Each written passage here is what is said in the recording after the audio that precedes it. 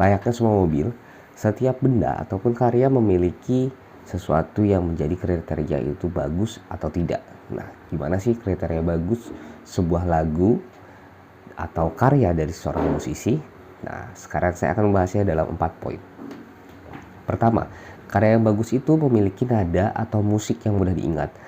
Terserah bagaimanapun cara penyusunan musiknya atau nadanya dengan chord-chord yang susah ataupun chord-chord sederhana yang sering kita mainkan seperti live di tongkrongan atau dimanapun itu. Tapi sebuah nada atau sebuah rangkaian nada dan sebuah musik, kalau misalnya itu enak dan mudah untuk diingat, maka itu bisa dikategorikan sebagai karya atau lagu yang bagus. Tapi kalau misalnya nada dan musik tersebut sangat susah untuk diingat dan hanya dapat diingat oleh kita aja atau beberapa orang aja, maka itu tidak jadi sebuah karya yang bagus.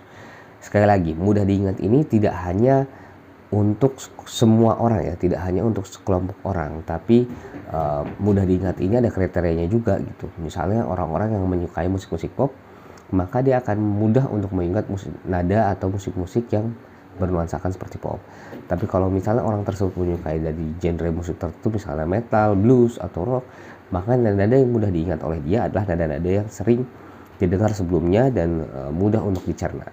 Gimana mengklasifikasikan, menggolongkan sebuah karya itu menjadi nada atau musik yang mudah diingat? Nah, mudahnya gini, kalian bisa coba untuk memperdengarkan hasil karya musik kalian ataupun lagu kalian ke orang-orang terdekat terlebih dahulu. Minta 5 orang untuk mendengarnya, kemudian minta mereka untuk mendengarkan sebanyak 2-3 kali.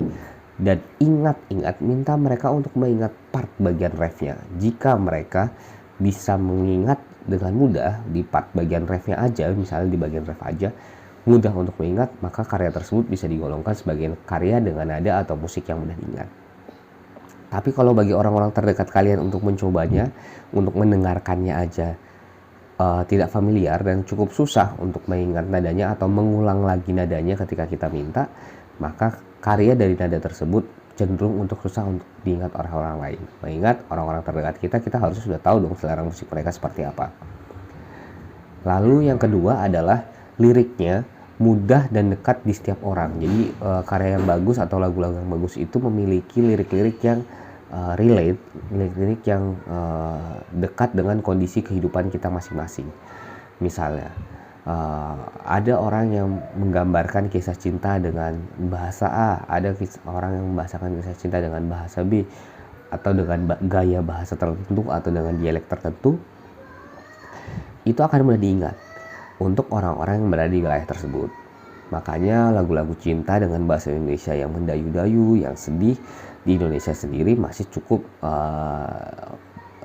cukup mudah untuk diingat dan cukup mudah untuk dicerna, karena secara lirik bahasa-bahasa cinta itu cenderung hampir dipakai oleh semua orang yang ada di pangsa pasar musik Indonesia.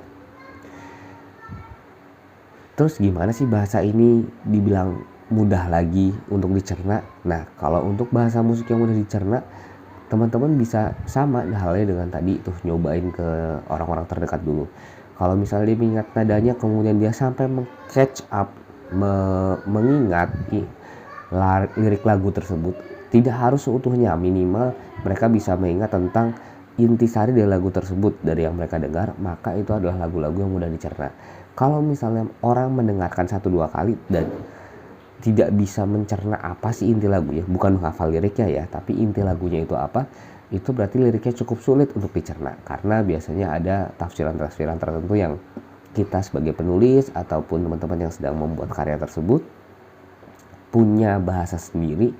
Tapi kalau terlalu full dalam satu lagu bahasanya itu susah, yang menyebabkan liriknya sudah susah untuk diingat, sehingga orang-orang susah untuk mencerna musik tersebut, maka lirik tersebut tidak menjadi sebuah penopang bagi karya musik yang bagus. Jadi harus diperhatikan juga tuh ya, liriknya mudah dicerna. Jadi poin pertama tadi, nadanya mudah diingat, nada atau musiknya mudah diingat, bisa diingat dengan 2 atau 3 kali. Kemudian yang kedua yaitu tentang lirik yang mudah dicerna, bukan dihafalkan, dicerna, ditahu intinya apa gitu. Lalu yang ketiga yaitu penggunaan bahasa lirik yang sesuai dengan zamannya. Bisa kita lihat banyak musisi-musisi jago yang mencoba membuat karya lagi di generasi sekarang gitu ya, di generasi zaman ini. Musisi-musisi jago zaman dulu yang membuat lagi lagu-lagu dan karya-karya di generasi zaman ini. Tapi kenapa lagu-lagu dan karya mereka tidak se-booming dengan musisi-musisi zaman sekarang? Ya, jawabannya karena penggunaan lirik, penggunaan pemilihan kata dan konsonan katanya sudah berbeda. Musisi-musisi zaman dulu menggambarkan sesuatu dengan zaman di generasi mereka dan tidak mau berinvolve, tidak mau berubah untuk menggambarkan sesuatu ke zaman sekarang. Ini yang jadi masalah setiap musisi gitu. Bagi sebagian besar musisi itu adalah masalah terbesar. Makanya sebagian besar band hanya besar di era kejayaannya. Jadi ada rentang waktu lah, biasanya rentang waktunya itu berkisar 5-10 tahun. Untuk rentang band yang legendaris, maksudnya yang bisa melewati masa dan menggunakan bahasa-bahasa yang masih mengikuti zamannya, itu biasanya cukup konsisten sehingga mereka bisa mencapai di usia band sampai 20 tahun. Tapi tidak banyak yang bisa sampai di situ. Kalau mayoritas band yang banyak yang beredar mungkin hanya akan bertahan eksis berkisar 2-3 tahun kemudian lenyap. Karena penggunaan bahasa, penggunaan pemilihan katanya sudah berbeda di zamannya. Ingat, bahasa dan zaman itu akan berubah dengan siklus tertentu. Biasanya siklus yang umumnya terjadi itu berkisar sekitar 2-3 tahun. Jadi kalau misalnya dalam 2-3 tahun kita sudah tidak mengikuti lagi siklus penggunaan bahasa yang lagi eksis saat ini, maka karya kita akan bisa dibilang susah untuk masuk dan susah untuk dicerna di pangsa pasar yang baru.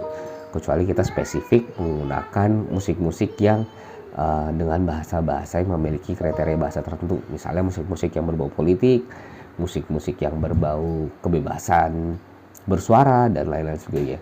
Tapi politik pun harus mengikuti juga apa yang sedang hot saat itu dan apa yang akan masih diperbincangkan selama beberapa tahun ke depan. Lalu yang keempat dan yang terakhir yaitu adanya iconic intro dari sebuah instrumen. Ini biasanya kita dengar di beberapa musik-musik, bukan beberapa sih, mayoritas musik yang terkenal, biasanya single gitu. Jadi dalam satu album kan biasanya ada 10-12 lagu tuh. Terus kemudian ada satu lagu yang sangat terkenal. Dari mana lagu ini bisa terkenal? Pertama, dia telah memenuhi unsur 1-3 tadi, nada yang mudah diingat, lirik yang mudah dicerna, bahasa yang mengikuti zamannya, dan yang terakhir adalah adanya iconic intro. Jadi ketika itu baru mulai lagunya, baru intro nih, entah itu dari suara drumnya, entah itu suara bassnya, ataupun suara gitarnya, ataupun suara keyboardnya. Tapi karena memiliki nada yang ikonik, maka orang-orang yang mendengar langsung catch up, langsung ingat, wah ini adalah sebuah lagu yang enak ya untuk dinyanyikan. Mereka akan mengingat. Bahkan sekecil itu, sebuah iconic intro pun sangat susah untuk didapatkan.